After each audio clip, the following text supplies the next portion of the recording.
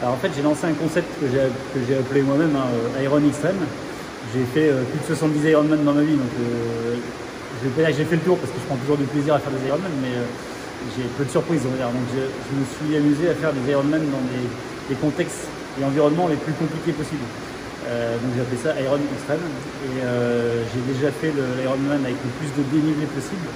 Donc j'ai battu le record qui existait de 2500 mètres positif. Donc là je l'ai passé à plus de 10 000. C'est-à-dire que sur un Ironman, 226 km, j'ai fait plus de 10 000 mètres de montée.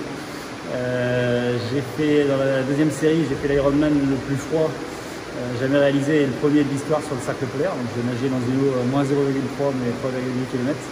Et après par les températures négatives, le vélo et la course à pied.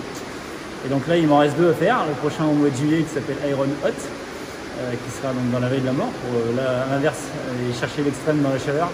Donc la vallée de la mort au mois de juillet, il fait entre 50 et 55 degrés. Quoi. Donc si j'ai de la chance, 55, si j'ai pas de chance, 50. L'idée c'est de pousser le truc le plus loin possible. Et puis il m'en restera un à faire pour l'année prochaine, qui s'appelle Iron High, et en fait que je vais faire au Népal.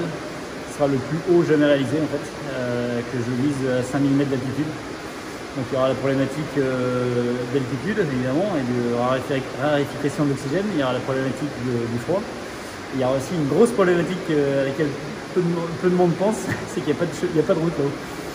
Donc pour faire 180 km de vélo dans la pierre, c'est un peu plus compliqué que, que sur une route. Voilà. J'aime flirter avec les limites, mais surtout pas faire n'importe quoi. En fait. C'est tout sauf ce que j'appelle le Rambo, et on va faire avoir un peu les muscles. C'est le contraire, c'est comprendre l'environnement, tester, oser, apprendre d'erreurs si on en a fait pour optimiser la suite, etc. Et arriver le jour J en maximisant les chances de réussite. Et les chances de réussite, c'est pas de s'entraîner plus long et plus long, de pousser plus fort et plus fort. C'est pas ça en fait, c'est tous les petits détails qui font qu'on va éviter la brûlure, qu'on va être capable de respirer encore par une grosse chaleur, qu'on va pas perdre de conscience parce qu'on est en hypo ou en hyperthermie. Enfin, voilà, il y a tous ces petits détails, et en fait c'est pas dû au hasard, en fait, c'est de la maîtrise, c'est ça que j'aime en fait.